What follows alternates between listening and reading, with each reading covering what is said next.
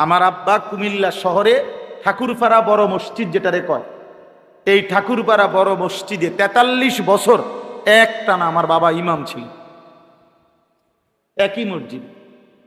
ওখানে একটা primary school আছে সাথে, রামকৃষ্ণ স্কুল, এইটার এই পাশে। এই এখন নতুন করে হইতেছে মসজিদটা। আমার আব্বা ছিল ইমাম, 43 বছর বাবা ইমাম ছিল। আমার সেই বাপ তো নাই, আমার দাদাও তো নাই, কত মানুষ আমার বংশের সে তারাও নাই। এই জন্য যুবক ভাই, কবরস্থানে কোনোদিন মত চাইলে একবার দাঁড়ায় হিসাব নিও, দেখো কবরস্থানে যুবকের খবর আছে। কবরস্থান শুধু বৃদ্ধদের কবরস্থান না, এখানে 12 বছরের, 14 বছরের, 20 বছরের নওজোয়ানের কবর আছে কিনা, আছে কিনা বলেন?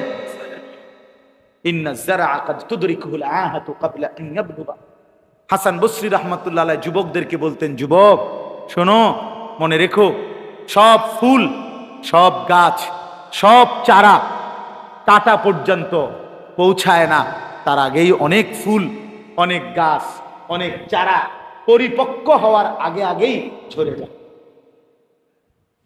ঝরে পড়ে। এক আম গাছে যত মুকুল ধরে, সব মুকুল আম হয় না, আম হয়।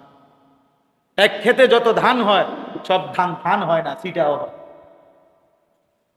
এই জন্য দয়া করে এই যে কয়জন ভাই আমি মহব্বতের সাথে বললাম, নিজের জীবনের কদর করেন। রাসূলুল্লাহ সাল্লাল্লাহু আলাইহি ওয়াসাল্লাম বলছেন, তারাকতুকুম মুহাজ্জাতান বাইদা, উম্মত আমি তোমাদেরকে ধবধবে আলোকিত দিন, সকালবেলার সূর্য যখন পূর্ণ উঠে, যখন আকাশের মধ্যে এক ফোঁটা মেঘ নাই, কুয়াশা নাই, এরকম পরিষ্কার ফকফকা আলোকিত দিনের উপরে রাসূল বলেন আমি তোমাদেরকে রেখে গেলাম, যেখানে এক ফোঁটা মেঘের চিহ্ন নাই, মানে অস্পষ্টতা বলতে কিছু, লাইলুহা কানাহারিহা।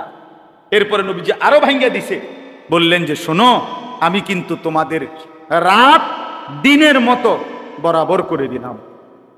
অর্থাৎ দিনের আলোতে পৃথিবীর যত মাসআলা তাও বলে গেছি, রাতের অন্ধকারে যত মাসআলা দরকার হবে তোমাদের, আমি রাসূল তাও বলেছি। স্ত্রীদেরকে বলেছেন নবীজি, নবীজির বিবিদেরকে আল্লাহ নবী বলছেন, আমার একটা বিষয় তোমরা গোপন রাখো না, স্বামী স্ত্রীর একান্ত মিলন, স্বামী স্ত্রীর একান্ত মিলনের পরে ফরজ গোসল কোনটা কিভাবে হবে, এইটা পর্যন্ত আমার উম্মতরে এই একান্ত ব্যক্তিগত বিষয়গুলো তোমরা বলে দিও, যেন আমার উম্মত এর জন্য কারো কাছে যাইতে না, এর জন্য যাইতে না। আমরা হাদিসে পড়ছি, আম্মা জান আয়েশা রাদিয়াল্লাহু তাআলা আনহা এমন একান্ত বিষয়ে বর্ণনা করছেন, যে বিষয় স্বামী স্ত্রীর কেউ বলে না, বলার কথা ছিল না, কিন্তু শুধুমাত্র উম্মতের সবকের জন্য আল্লাহ নবী সাল্লাল্লাহু আলাইহি সাল্লামের এই ব্যক্তিগত বিষয়গুলো পর্যন্ত নবীর বিবিরা বলছে, নবীর বিবিরা বলছে। আপনাদের কাছে অনুরোধ, আমার যুবক ভাই আপনাদের কাছে অনুরোধ, যে কয়জন বুঝছেন কেন জিন্দিগিটা রাসূলুল্লাহ সাল্লাল্লাহু আলাইহি ওয়াসাল্লাম ইসলাম থেকে একদম পাল্টায় ফেললেন কেন বলেন ভাই? 12 বছরে চুল কাটতে গিয়ে কোনোদিন মনে পড়লো না আমার রাসূল কিভাবে চুল কাটতেন? এমন হয়ে গেলেন কেন? 12 বছরে কোনোদিন মনে পড়লো না আমার নবী কিভাবে কি পোশাক পরতেন? এভাবে ভুলে গেলেন কেন? এভাবে ভুলে গেলেন কেন বলেন না বাপ? কোনোদিন ব্রাশ করতে, টুথপেস্ট ব্রাশ, এটা কখনোই ভুললেন না। মেসওয়াকের কথা কখনোই মনে পড়লো না কেন? কেন বাবা? বয়স্করা বলেন, মেসওয়াক করতে ভুলে গেলেন কেন? ব্রাশ করতে ভুললেন না কেন? কারণ ব্রাশের কথা বলছে আপনার টেলিভিশনের আব্বা, আর মেসওয়াক করতে বলছে আপনার নবী মুহাম্মদুর রাসূলুল্লাহ। আর আপনার কলজার ভিতরে হইল আমি বিরোধিতা করব মুহাম্মদের, আমি অনুসরণ করব টেলিভিশন।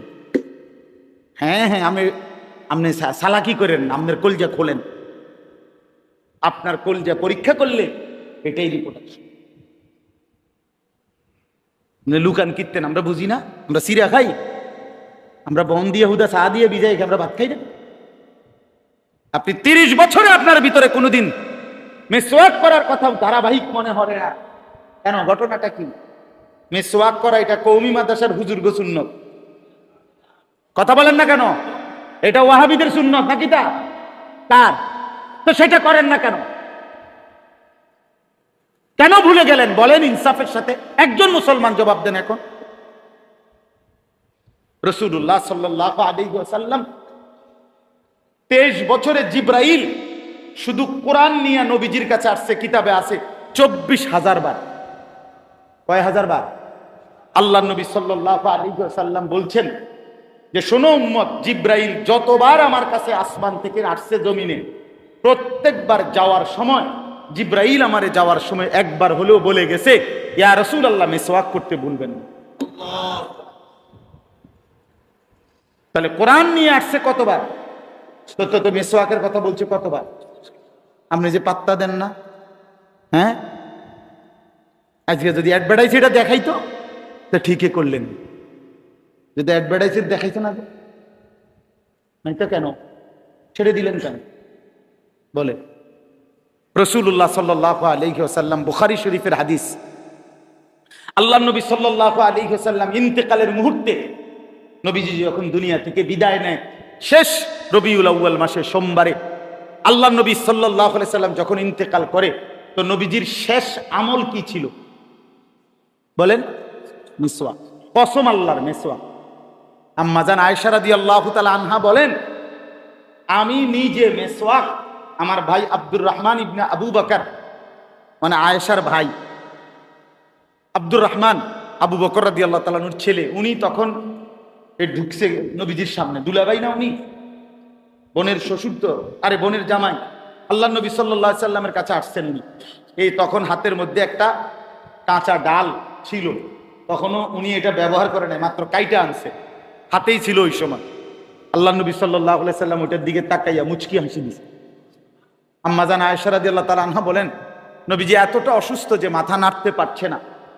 আমি তখন আমার বুকের মধ্যে মাথা দিয়ে হেলান দেওয়া অবস্থায় নবীজি সাল্লাল্লাহু আলাইহি সাল্লাম কাত হয়েছিলেন। আমি বললাম, ইয়া রাসূলুল্লাহ মিসওয়াক করবেন? আল্লাহ নবী সাল্লাল্লাহু আলাইহি সাল্লাম চোখের ইশারা দিয়ে বুঝাইলেন হ্যাঁ। হযরত আয়েশা বলেন, আমি আমার ভাই আব্দুর রহমানের হাত থেকে মিসওয়াকটা নিয়ে আমার নিজের দাঁত দিয়া চাবাইয়া একদম নরম করে দিছি, নবীজির হাত মোবারকে তুলে দিছি। আল্লাহ নবী সাল্লাল্লাহু আলাইহি সাল্লাম মিসওয়াক করতে করতে হাত কাত হইছেন, আল্লাহ তাআলার দরবারে চলে গেছে।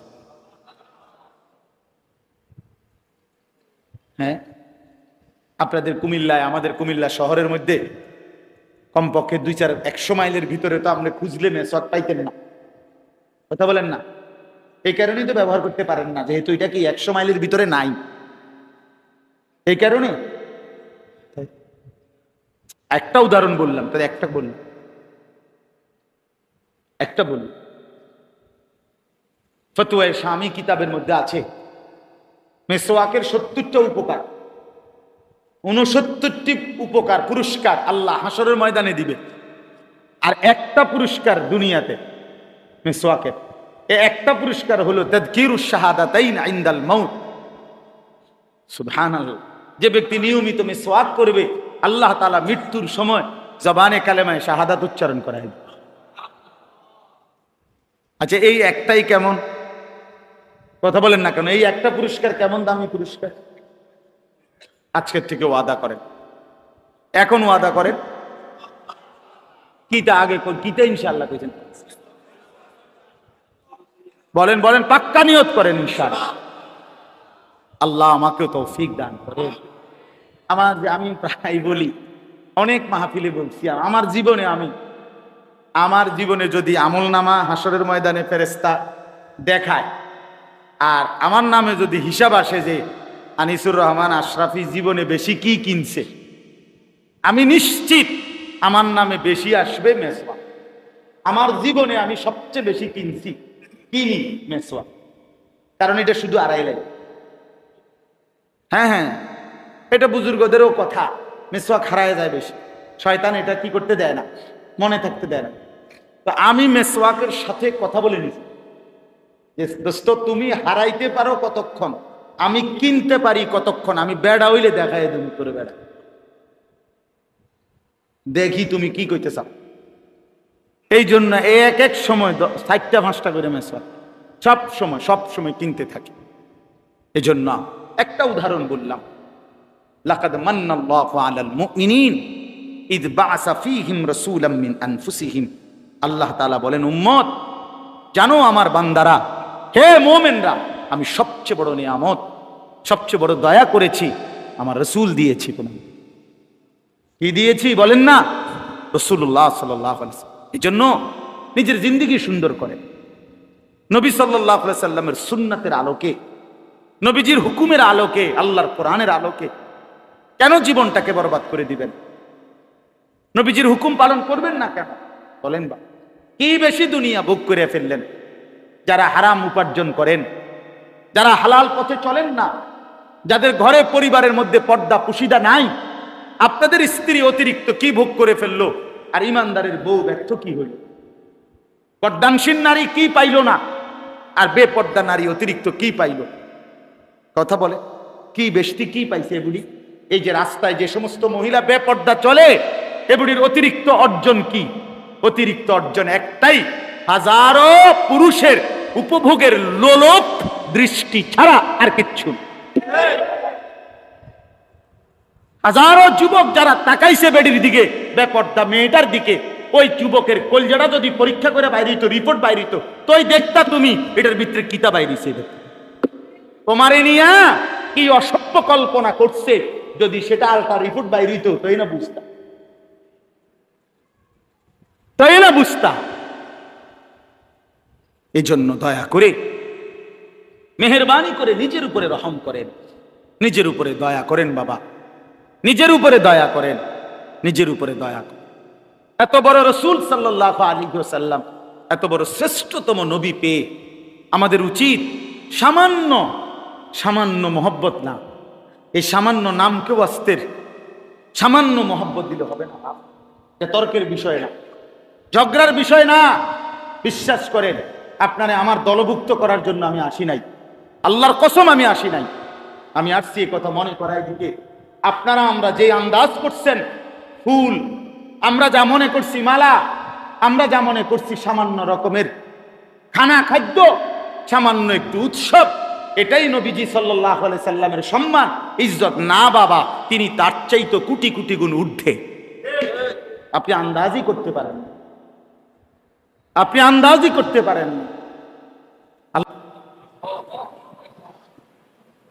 মার কাছে জিজ্ঞেস করছেন, আমরা তাফসিরে পড়ছি যে মা আমার রব কে, আমার বানানেওয়ালা কে? তো মা বলছে আমি। তো তোমার বানানেওয়ালা কে, তোমার রব কে? বলছে তোমার আব্বা। নাউজুবিল্লাহ। বলছে আমার আব্বার রব কে? বলছে নমরুদ। বললেন যে নমরুদের রব কে? না সেটা জানা না। হযরত ইব্রাহিম আলাইহিস সালাম বললেন, মা সবার যদি রব থাকে তো তার হবে না কেন রব? এটা তো মেনে নেওয়া যায় না। ইব্রাহিম আলাইহিস সালামের আব্বা আজর, উনিও ওনার কাছে উনি প্রশ্ন করছেন বহুভাবে, ইয়া আবাতি লিমা তা'বুদু মা লা ইয়াসমা'ু ওয়া লা ইউবসিরু ওয়া লা ইউগনি মিনকা শাইআন। আব্বা আপনি এটা কিসের পূজা করেন? এটা তো কিছু শুনেও না, কিছু দেখেও না, সামান্য কোনো উপকারও করতে পারেন। তো এগুলো এই অথর্ব জিনিসের মূর্তির পূজা করে কি লাভ? তো ইব্রাহিম আলাইহিস সালাম এর আব্বা ওনাকে বললেন, ওনার ছেলেকে হুঁশিয়ারি দিছেন, লা ইল্লাম তানতাহি লা আরজুমান্নাক ওয়াহজুরনি মালিয়া। বলল যে সন্তানকে, যদি তুমি আমার মূর্তির বিরোধিতা না ছাড়ো, আমার দেবতার বিরুদ্ধে যদি আর কথা বলো, তাহলে আমি তোমাকে লা আরজুমান্নাকা পাথর মেরে মেরে ফেলব, অথবা ওয়াহজুরনি মালিয়া তোমারে আমি তেজ্য পুত্র করে বাড়ি ছাড়া করে দেব। ফয়সালা না, তুমি আর একবারও যদি বলো হযরত ইব্রাহিম আলাইহিস সালাম বললেন, এই যে পরীক্ষা শুরু, আর কি শুরুটা বললাম। ইব্রাহিম আলাইহিস সালাম বললেন, আতাজিলুকুম ওয়া মা তাদউনা মিন দুনিল্লাহ, আব্বা আমি আপনাকেও ছেড়ে দিলাম, আপনি যেই মূর্তির পূজা করেন আল্লাহকে বাদ দিয়ে এগুলারও ছেড়ে দিন। ওয়া আদউ রাব্বি, আমি আমার রব আল্লাহকে ডাক দিলাম।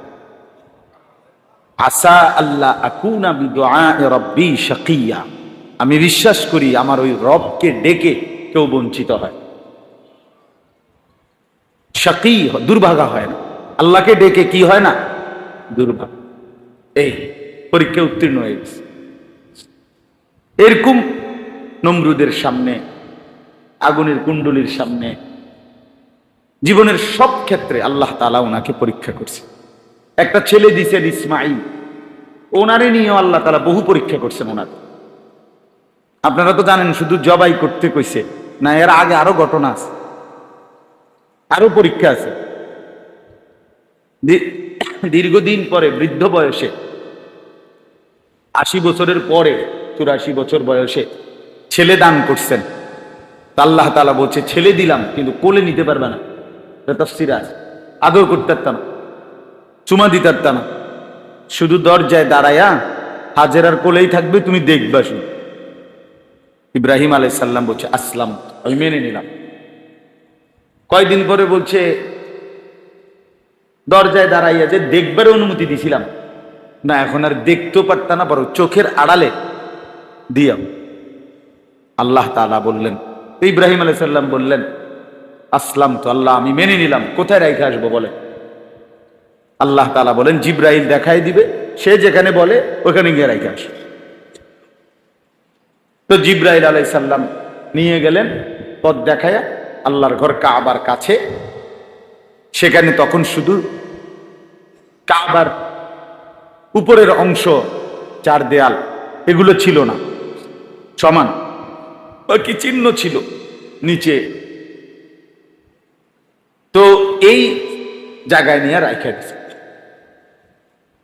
ইব্রাহিম আলাইহিস সালাম এই পরীক্ষাতে উত্তীর্ণ, ছেলেকে কোলে নিতে দেয় নাই, ঠিক আছে।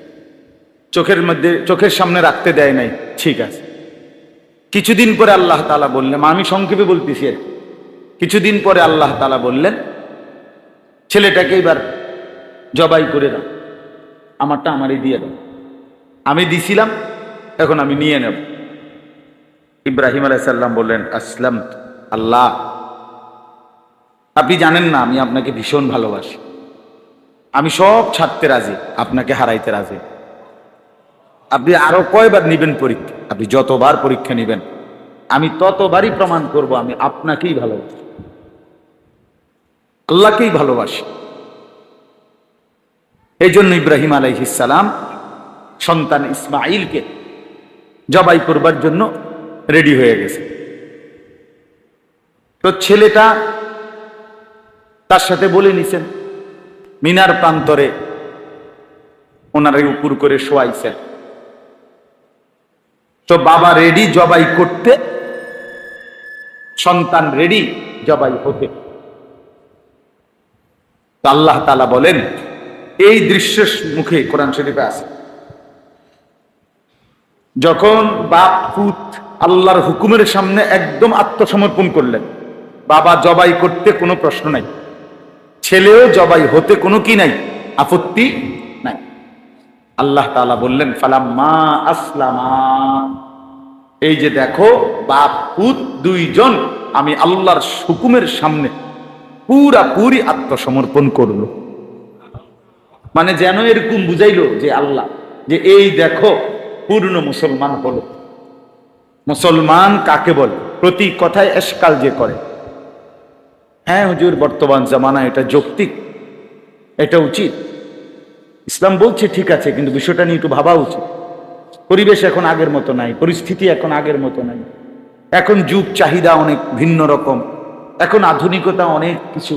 এই প্রতি কথা আল্লাহর হুকুমের সামনে, রাসূলুল্লাহ সাল্লাল্লাহু আলাইহি সাল্লামের বিধানের সামনে, সুন্নাতের সামনে খোদার কসম যে যুক্তি পেশ করে সে মুসলমান।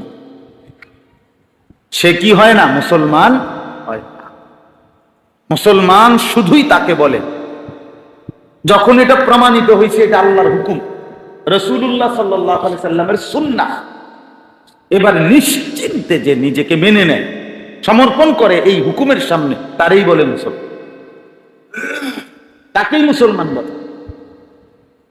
হ্যাঁ, এমনকি আপনি জবানে বলেন নাই, ইসলামের এই হুকুমটার উপরে কোনো আপত্তি আপনি মুখে প্রকাশ করেন নাই, আমরার কাছে লুকাইছেন আর কি, এটা আপনার ভিতরে কোনো শান্তি নেই, মানে আপনার ভিতরে তৃপ্তি নাই, অন্তরের মধ্যে আপনার কি তৃপ্তি নাই হুকুমটার উপর, তো সেই ব্যক্তিও পূর্ণ মুসলমান হবে।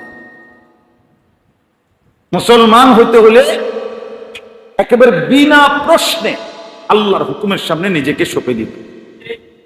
এইখানে আল্লাহ বলছে ফালাম্মা আসলামা,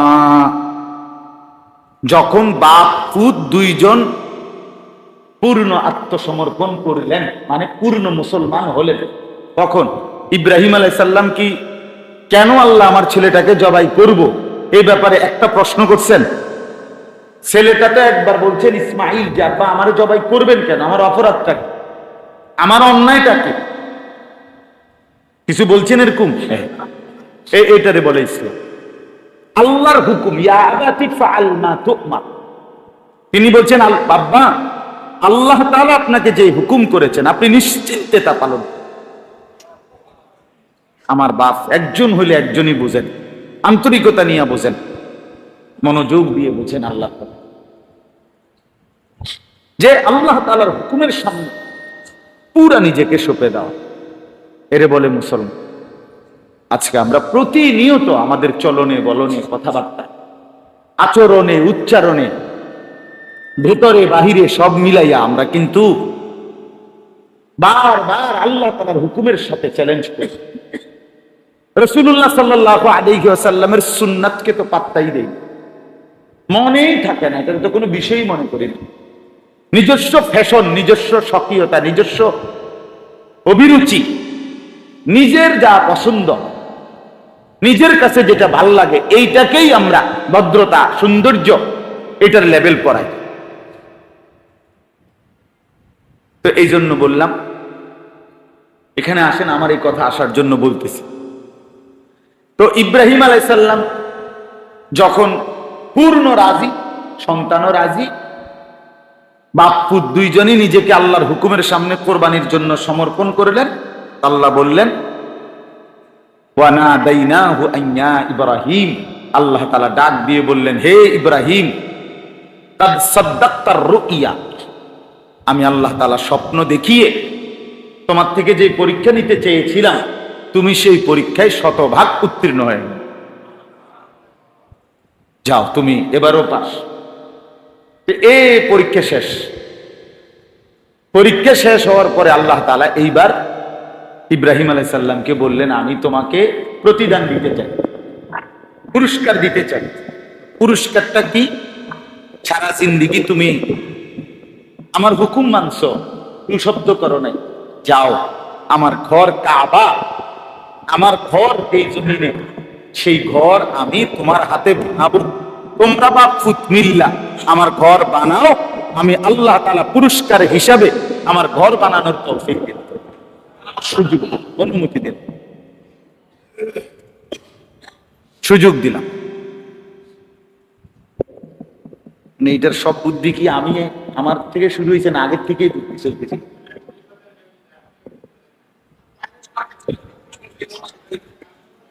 ঠিক আছে, তো এই জন্য এখন আওয়াজ কমে গেছে আলহামদুলিল্লাহ, একটু পরে বন্ধ হয়ে যাবে আওয়াজ, তখন মুনাজাত করে দেব। তো এখন দেখেন ইব্রাহিম আলাইহিস সালাম আপনার আল্লাহ তাআলা বললেন তোমার সারা জিন্দেগির পরীক্ষা 30টা হোক আর 70টা আরো আছে, এগুলো তো আমি এমনি বললাম আর কি দুই একটা। সর্বপ্রথম খতনা, আমরা যে পুরুষের খতনা করায় না, এই হুকুম সর্বপ্রথম আল্লাহ তাআলা ইব্রাহিম আলাইহিস সালামকে করছেন, এটা ওনার পরীক্ষা ছিল। প্রথম এই পৃথিবীতে প্রথম মানুষ যিনি খতনা করাইছেন আল্লাহর হুকুমে ইব্রাহিম আলাইহিস সালাম, নিজের খতনা নিজে করাইছেন। আল্লাহর হুকুম মানতে গিয়ে। সর্বপ্রথম দাড়ি চুল সাদা হইছে প্রথম আউয়ালুমান শাবা ইব্রাহিম আলাইহিস সালাম। এর আগে যত মানুষ ছিল, আদম আলাইহিস সালাম, নূহ আলাইহিস সালাম, শীস আলাইহিস সালাম, ইদ্রিস আলাইহিস সালাম, ওনাগো সময়ের মানুষরা যত বুড়াই হইছে দাড়ি চুল সাদা হয় নাই, কালোই ছিল। সর্বপ্রথম চুল দাড়ি সাদা হয়েছে, মানে বয়স্ক বৃদ্ধের চিহ্ন প্রথম আল্লাহ তাআলা প্রকাশ করাইছেন ইব্রাহিম আলাইহিস সালামের মাধ্যমে। তো ওনার কওমের লোকেরা যারা কাফের, তারা বলতে লাগছে, দেখো আমাদের বাপদাদা পূর্বপুরুষের দেবতার বিরোধিতা করার কারণে দীর্ঘদিন যাবত এখন চেহারা সুরতের কিরু মুছে দেয়, সাদা হয়ে গেছে। কারণ আর তো দেখে নাই কোন সময়, সবাই তো কালো কালো চুল দাড়ি। তো ইব্রাহিম আলাইহিস সালাম আল্লাহ তাআলাকে, আমি নিজে তাফসিরে ইবনে কাসিরের মধ্যে পড়ছি, ইব্রাহিম আলাইহিস সালাম জিজ্ঞেস করছে আল্লাহ তাআলাকে, মা হাদা শাই ইয়া রাব্বি, আয় আল্লাহ আমার এই চুল দাড়ি সাদা যে এরকম হলো কেন, এটা কি? আল্লাহ তাআলা বললেন ইব্রাহিম আলাইহিস সালামকে, হাদা ওয়াকা, ইব্রাহিম এটা সম্মান, এটা ইজ্জত। এটা কি? ইজ্জত। লুকানের কিছু নাই, লুকানের কিছু নাই। আপনি কলব দিলে আপনার বয়স 25 হয়ে যাইব, 65 বছরের বুড়া মিয়া, এই সমস্ত ধোকাবাজির কোনো অর্থ নাই। হয়তো তামাশা ছাড়া আর কিচ্ছু না, লুকানের কি আছে? তা ইব্রাহিম আলাইহিস সালাম বললেন, আল্লাহুম্মা জিদনি ওয়াকারান, আল্লাহ তাহলে আমার এই সম্মান আরো বাড়ায় দেন, বাকি দিয়ে সাদা করে দেয়, চুড়াটাই সাদা করে দেয়। সুবহানাল্লাহ। যাই হোক, এরকম অনেক পরীক্ষা আছে। এই সমস্ত পরীক্ষার বিনিময়ে উত্তীর্ণ হওয়াতে আল্লাহ তাআলা ইব্রাহিম আলাইহিস সালামকে আল্লাহর ঘর কাবা, মালিকের ঘর বানাবার সুযোগ দিয়েছে। ধরো এটাই পুরস্কার, আমার ঘর বানাও। وَإِذْ يَرْفَعُ إِبْرَاهِيمُ الْقَوَاعِدَ مِنَ الْبَيْتِ وَإِسْمَاعِيلُ, এইখানে আছে আল্লাহ তাআলা সূরা বাকারায় আল্লাহ তাআলা বলেন, ইব্রাহিম তার সন্তান ইসমাঈলকে সাথে নিয়ে আমার ঘর কাবা পুনর্নির্মাণ করলেন। এখন ঘর বানানো হয়েছে, ইব্রাহিম আলাইহিস সালাম ঘর বানাইয়া সারছে আল্লাহর ঘর। এইবার আল্লাহ তাআলা বললেন, ইব্রাহিম জীবনভর পরীক্ষা দিলা, আজকে আমি তোমার দ্বারা আমার ঘর বানাইলাম, ঘরও বানাইলাম, এইবার আমি আল্লাহ তোমারে সুযোগ দিলাম, তুমি আমার কাছে চাও, কি চাইবা? আমি তোমার উজরত, পারিশ্রমিক দেব, বিনিময় দেব। কও কিতা কিতা কইবা, দোয়া করো, চাও, যা বলবা আজকে তুমি সব দিব। ইব্রাহিম আলাইহিস সালাম তো কইছে এই সুযোগ। তো ইব্রাহিম আলাইহিস সালাম আল্লাহ তাআলার কাছে দোয়া করছে, অনেকগুলো জিনিস চাইছেন। রব্বানা তাকাব্বাল মিন্না ইন্নাকা আনতাস সামিউল আলিম, রব্বানা ওয়াজআলনা মুসলিমাইন লাক ওয়া মিন যুররিয়্যাতিনা উম্মাতাম মুসলিমাতাল লাক ওয়া আরিনা মানাসিকানা ওয়া তুব আলাইনা ইন্নাকা আনতাত তাওয়াবুর রহিম। এগুলো সব দোয়া, এই ঘরের পরের আছে কথা, এটা কোরআন শরীফ। এক নম্বরে বললেন রব্বানা তাকাব্বাল মিন্না, আল্লাহ প্রথম দোয়া হইল আমরা বাপ পুতে মিলে আপনার ঘর যে বানাইলাম, এই আপনার ঘরের যে খেদমতটা করলাম আপনি কবুল করে নেন। দুই, রব্বানা ওয়াজআলনা মুসলিমাইন লাকা, আমরা বাপ পুত দুইজনকে মৃত্যু পর্যন্ত ইসলামের উপরে, আপনার আনুগত্যের উপরে ইস্তেকামত, দৃঢ়তা দান করেন। তিন, অমিন যুররিয়্যাতিনা উম্মাতাম মুসলিমাতাল লাক, আল্লাহ আমার বংশধারা কিয়ামত পর্যন্ত উম্মতে মুসলিমা, আপনার আনুগত্যশীল বান্দা হিসাবে আমার বংশধারাকে আপনি কবুল করে নেন। চার, ওয়া আরিনা মানাসিকানা, আপনার ইবাদত প্রতিটা হুকুম কিভাবে পালন করব আপনি শিখায়া দেন, আপনি শিখায়া দেন। পাঁচ, ওয়া তুব আলাইনা, আল্লাহ আমাদের সমস্ত গুনাহ আপনি মাফ করে দেন। ইন্নাকা আনতাত তাওয়াবুর রহিম, নিশ্চয়ই আপনি হলেন সবচেয়ে বড় তওবা কবুলকারী, দয়াশীল। আচ্ছা, এই তো হইল না, না দোয়া শেষ হয় নাই, এগুলো তো বললো। এরপরে শেষ দোয়াটা করলো, সাংঘাতিক একটা জিনিস। এগুলো তো চাইলো আল্লাহর কাছে যে আল্লাহ কবুল করেন, আমরা বাপ পুত্রে ইসলামের উপরে দৃঢ়তা দান করেন, আমাদের প্রজন্মকে বংশধারাকে ইসলামের উপরে রাখেন, আপনার ইবাদত শিখায় দেন, গুনাহ মাফ করে দেন। এরপরে বললেন ইব্রাহিম আলাইহিস সালাম বুঝছে আজকে মালিকের রহমের দুয়ার খুলে গেছে, আজকে আমারে দিব যা কই, বহুত দিন পরে আমি সুযোগ পাইছি। এই জন্য ইব্রাহিম আলাইহিস সালাম আল্লাহ তাআলাকে বললেন, আল্লাহ আমার আখিরি দোয়া হইল আমি আপনার কাছে এমন একটা জিনিস চাইবো আজকে, যেই জিনিসটা আপনার মতো মালিক, আপনার মতো মহান মাওলা, আপনার ভান্ডারেও আছে একটাই, আপনার কাছেও আমি জানি আরেক পিস নাই, এইটা আমি চাইবো, ওইটাই আমি চাই আপনার কাছে। রব্বানা ওয়াবাস ফীহিম রাসূলাম মিনহুম। ইব্রাহিম আলাইহিস সালাম বললেন, রব্বুল আলামিন, সারা জিন্দেগীর পরীক্ষা, আপনার ঘর সাজানোর এই মেহনত, এই সব কিছুর বিনিময়ে আখিরি ফরিয়াদ মাওলা, আমি আল্লাহ আপনার কাছে চাই আমার সন্তান ইসমাইলের বংশে আখিরি জামানার পয়গাম্বর, আপনার সবচেয়ে প্রিয় বন্ধু মুহাম্মাদুর রাসূলুল্লাহ সাল্লাল্লাহু আলাইহি ওয়াসাল্লাম, ওই প্রিয়জনকে আমার বংশধারার মধ্যে দান করবেন, আমি ওরে চাই। রব্বানা ওয়াবাস ফীহিম রাসূলাম মিন, আখিরি বন্ধু আপনার মুহাম্মদ সাল্লাল্লাহু আলাইহি ওয়াসাল্লাম, আমি সেই প্রিয় বন্ধুকে আমার ইসমাইলের বংশে চাই। তো মুহাম্মদ আরবি সাল্লাল্লাহু আলাইহি ওয়াসাল্লাম তিনি আল্লাহর ভান্ডারে কয়জন? আল্লাহর কাছে আছেই, চাইছে একের কলজাটা চাইছে, তো চাইছে কি একদম কলজাটা চাই আলাইছে। সুবহানাল্লাহ। এজন্য হাদিসের মধ্যে আছে, নবী সাল্লাল্লাহু আলাইহি ওয়াসাল্লাম স্পষ্ট হাদিস আছে, নবীজি বলতেন, আনা দাওয়াতু আবি ইব্রাহিম, আমি আমার বাবা, আমার পূর্বপুরুষ ইব্রাহিম আলাইহিস সালামের দোয়ার বরকত, দোয়ার ফসল, দোয়ার উসিলায় পৃথিবীতে আসে ইসমাইলের বংশ। তো এই আয়াতে আল্লাহ তাআলা বললেন, ওইখানে আছে ইব্রাহিম আলাইহিস সালাম বললেন, আল্লাহ আমার সন্তান ইসমাইলের বংশধারায় আমি ওই আখিরি জামানার মুহাম্মদ বন্ধু তাকে কেন চাচ্ছি, কেন চাচ্ছি? চাচ্ছি যে উদ্দেশ্যে, ওই উদ্দেশ্য ওইখানে ইব্রাহিম আলাইহিস সালাম যা বলছে আল্লাহ তাআলা এই আয়াত সূরা আলে ইমরানের 164 নম্বর আয়াতে হুবহু তা আল্লাহ তাআলা উল্লেখ করছে। আল্লাহ বলছে, মুমিন ইমানদাররা শোনো, ওই ইব্রাহিম যেমনে বলছে, যে উদ্দেশ্যে বলছে, আমি আখিরি বন্ধু ওইভাবে ওই উদ্দেশ্যে তোমাদের জন্য দিলাম।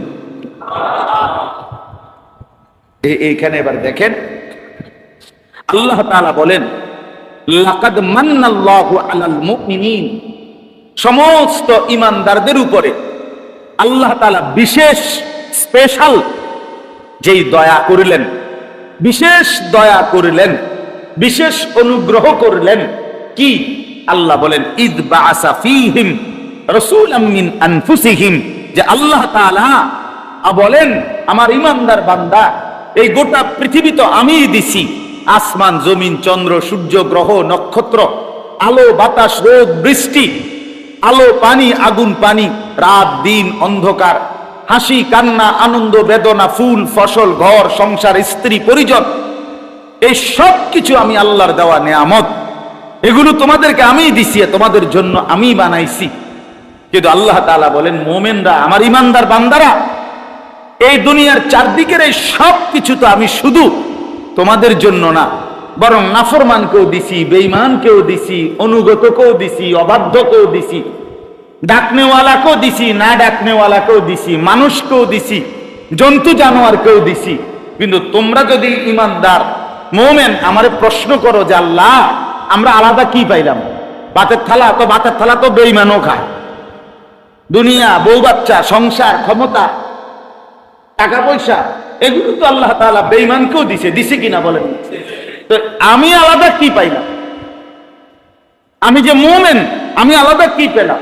তো আল্লাহ তাআলা বলেন ইমানদারদের জন্য আমি আল্লাহ তাআলার বিশেষ দয়া, আলাদা দয়া হলো ইদ বাআসা ফীহিম রাসূলাম মিন আনফুসিহিম, আমার কলিজার টুকরা, আমার সবচেয়ে প্রিয় বন্ধু, আখেরি বন্ধু, আমার রাসূল, আমার প্রিয় মুহাম্মদ সাল্লাল্লাহু আলাইহি ওয়াসাল্লাম, আমার বন্ধু তোমাদেরকে দিয়ে দিলাম, তোমাদের জন্য পাঠালাম।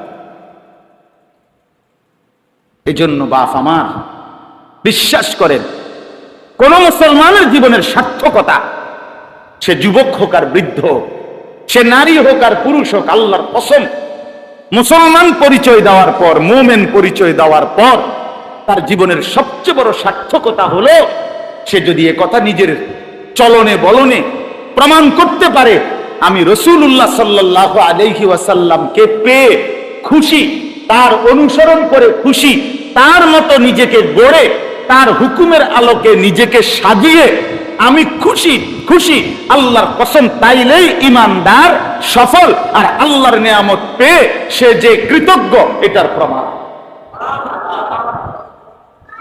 আর নাই তো যদি মুসলমান হওয়ার পরেও, মুমিন হওয়ার পরেও আপনি আমি যদি জিন্দিগির মানে বুঝলেন শুধু এটাই, বাতের থালা আর জমি আর ক্ষমতা আর দুনিয়া আর প্রভাব প্রতিপত্তি আর হালাল হারামের বাস বিচার না করে দুনিয়াটারে কামড়াইয়া খাইয়া ফেলা, এটাই যদি বুঝবেন তাহলে আপনি ইমানদারের হিসাবে কোনো পরিচয় দিতে পারলেন না। আলাইহি ওয়াসাল্লামের তরিকা ইত্তেবা, অনুসরণের মাধ্যমে সাজিয়ে তোলা, এইটা চাইছেন আল্লাহ আমাদের কাছে নবীজির মাধ্যমে। নবীজি নিজেও চাইছেন আমাদের কাছে এইটা। আল্লাহ বলছেন ফাত্তাবিউনি, বন্ধুকে অনুসরণ করো, ইউহিব্বুকুমুল্লাহ, আমি ভালোবাসবো তোমাদেরকে, ওয়া ইয়াগফির লাকুম যুনুবাকুম, বন্ধুর অনুসরণ শুরু, তোমার গুনাহ মাফ শুরু। আল্লাহ বলেন ওয়াত্তাবিউহু লাআল্লাকুম তাহতাদুন, কোরআনে আছে তোমরা আমার রাসূলের অনুসরণ করো, আমি আল্লাহ ওয়াদা দিলাম তোমরা হেদায়েত পেয়ে যাবে।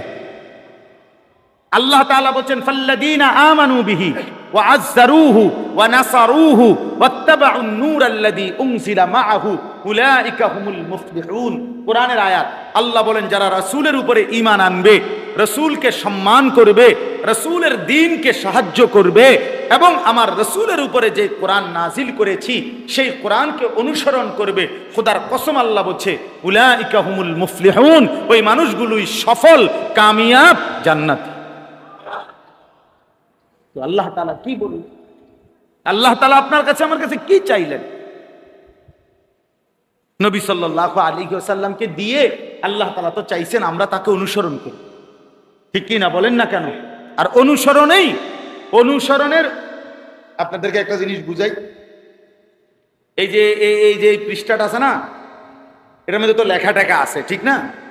অনেক কিছু লিখছে না এখানে, এই পিঠটা খালি, এই পিঠটা যেহেতু খালি, কোনো লেখা নাই, পিঠা হালাই দেন তো দরকার কি, এটা রেখে দিলাম, এই পিঠটা ফেলে দেন, সম্ভব? এই পিঠ থাকতে হইলে এই পিঠ থাকতে হবে, উনি এই পিঠ থাকতে হইলে এই পিঠ থাকতে হবে কিনা, কথা বলে এটা আলাদা করা যায়? তো কসম আল্লাহর, রাসূলুল্লাহ সাল্লাল্লাহু আলাইহি সাল্লামের ভালোবাসা এটা যদি এক পিঠে লেখে তো ওই পিঠে রাসূলুল্লাহ সাল্লাল্লাহু আলাইহি সাল্লামের অনুসরণ এটা থাকতেই হবে। রাসূলুল্লাহ সাল্লাল্লাহু আলাইহি সাল্লামের অনুসরণ এটা যদি এই পিঠে থাকে তো ওই পিঠে আল্লাহর কসম রাসূলুল্লাহর মহব্বত, ভালোবাসা আছেই আছে, আছেই আছে, আছেই আছে। এটা এমন কাগজ যে কাগজের দুই পিঠ আলাদা করা যায়। নবীর ভালোবাসা মানেই সুন্নাতের অনুসরণ, সুন্নাতের অনুসরণ মানেই রাসূলুল্লাহ সাল্লাল্লাহু আলাইহি সাল্লামের ভালোবাসা। ভালোবাসলে অনুসরণ করতে হয়, অনুসরণ করলে ভালোবাসা প্রমাণিত হয়। আবার কই, ভালোবাসলে অনুসরণ করতে হয়, অনুসরণ করলে ভালোবাসা প্রমাণিত হয়। বলেন এই কথাইটা বলেন না, এটা বলতে হইব। ভালোবাসলে কি করতে হয়? অনুসরণ করলে ভালোবাসা। বুঝছেন না আমার কথাটা বাংলাটা? ভালোবাসলে কি করতে হয়? প্রমাণিত। হ্যাঁ, লাউ কানা হুব্বুকা সাদিকান লা আতা'তাহু। রাবেয়া বসরি রাহমাতুল্লাহি আলাইহা বলতেন, রাবেয়া বসরি বলতেন, হে দুনিয়াবাসী, রাসূলের প্রতি তোমার ভালোবাসা যদি সত্যই হতো তাহলে তো তুমি তার অনুসরণই করতা। তুমি কি জানো না, ইন্নাল মুহিব্বা লিমান ইউহিব্বু ইউতাউ? তুমি কি জানো না, যে কাউকে ভালোবাসে সে তো তাকে অনুসরণই করে, সে তো তাকে কি করে বলেন না? আল্লাহ তাআলা আমাদেরকে বুঝার তৌফিক দান করেন। এবার শেষ কথা হইল, আল্লাহ তাআলা বলেন, আমি তিনটি দায়িত্ব দিয়ে রাসূলকে সাল্লাল্লাহু আলাইহি ওয়াসাল্লাম পৃথিবীতে পাঠাইছি। কয়টা দায়িত্ব দিয়ে? মুমিনদের জন্য তিনটি কাজ করবে নবী আমার। এই তিনটা কাজ হলো, ইয়াতলু আলাইহিম আয়াতিহি। এক নাম্বার, আমার বন্ধু আমার কোরআন, পুরা 30 পারা কোরআন উম্মতকে তিনি একাই নিজ জবানে আমি আল্লাহর কাছ থেকে গ্রহণ করে তেলাওয়াত করে উম্মতকে শিখাবেন, তেলাওয়াত করবেন উম্মতের সামনে। এই দায়িত্ব দিয়ে আমি আমার রাসূলকে পাঠিয়েছি। এই জন্য পুরা কোরআন এই পৃথিবীবাসী, মজার বিষয় কি, কোরআনের প্রথম অক্ষর থেকে নিয়ে শেষ অক্ষর এই পৃথিবীবাসী সাহাবায়ে কেরাম প্রত্যেকটা আয়াত, প্রতিটা শব্দ, প্রতিটা সূরা সর্বপ্রথম পৃথিবীবাসী শুনছে নবীজির জবানে। নবীজির জবান থেকে বের না হয়ে অন্য কোনো ওয়ে, অন্য কোনো পদ্ধতিতে কোরআনের একটি শব্দ কি হয় নাই। প্রতিটা আয়াত, প্রতিটা অক্ষর, প্রতিটা শব্দ আল্লাহ তাআলা কার উপরে নাজিল করছেন? হুজুর সাল্লাল্লাহু আলাইহি সাল্লামের। এরপরে নবীজি উচ্চারণ করছে আর ওই সাহাবীরা কি করছে? শুনছে। তা আল্লাহ বলছেন, আমি আমার রাসূলকে দিয়ে প্রথম যে কাজটা করালাম সেটা হলো কোরআনুল কারীমের তেলাওয়াত। অতএব এটা মনে রাখবেন, আপনাদের আমাদের স্কুলে পড়েন আর কলেজে পড়েন আর কিছুই না পড়েন, কিন্তু আপনি মুসলমান হওয়ার পরেও, নবীর উম্মত, আখিরি নবীর উম্মত হওয়ার পরেও আল্লাহর কোরআন যারা দেখে দেখেও পড়তে পারেন না সহি শুদ্ধ, বিশ্বাস করেন, আপনার হাত পায়ে দইরা বলি, আপনার সাথে নবীজির কোনো সম্পর্ক নেই। আপনি হুদা কথা কইয়েন। হ্যাঁ, এই যে দুনিয়া না হিসাব, হিসাবের ময়দান আখেরাত। দুনিয়া মাতবরি দেখাইয়েন না। দুনিয়া তো আপনি ধমক দিলেন আরে হুজুর রে, এই হুজুর কথা উল্টা পাল্টা কইয়েন না, আচ্ছা তো থামাই দিলেন আরে আমারে, এরপরে এরপরে ফুটাঙ্গিরি মারেন। দুনিয়া দুনিয়া ফুটাঙ্গিরি মারলে তো লাভ নাই, আখেরাতে পারবেন নি, আগে হেটা না বুঝ করবেন। আল্লাহ তাআলা তো বলছে, বান্দা আমি আছি, আইসো কবরে। এজন্য এক নাম্বার, ইয়াতলু আলাইহিম আয়াতিহি। আপনাদের কাছে অনুরোধ, একজনও যদি বুঝে থাকেন, বয়স্ক নওজোয়ান মুসলমান হিসাবে প্রত্যেকেই রাসূলুল্লাহ সাল্লাল্লাহু আলাইহি সাল্লামের সাথে প্রথম সম্পর্ক কোরআনুল কারীমের তেলাওয়াত। কি বলেন না নবী সাল্লাল্লাহু, আচ্ছা 40 বছর বয়সে ওই হেরা গুহার মধ্যে, গারে হেরা, যেখানে জিব্রাইল আসছে, তো নবীজির উপরে প্রথম কি নাজিল করছে? কোরআন। এই যেদিন থেকে কোরআন নাজিল হয়েছে সেদিন থেকে পৃথিবীবাসী জানছে ইনি আল্লাহর রাসূল সাল্লাল্লাহু আলাইহি সাল্লাম। তিনি তো রাসূল আগের থেকেই, কিন্তু পৃথিবীবাসী জানছে কোন দিন কোরআন নাজিল শুরু হয়েছে দিন। তাহলে কোরআনুল কারীমের নাজিলের মাধ্যমে আল্লাহ তাআলা পৃথিবীবাসীর সামনে নিজ বন্ধুকে পরিচিত করালেন।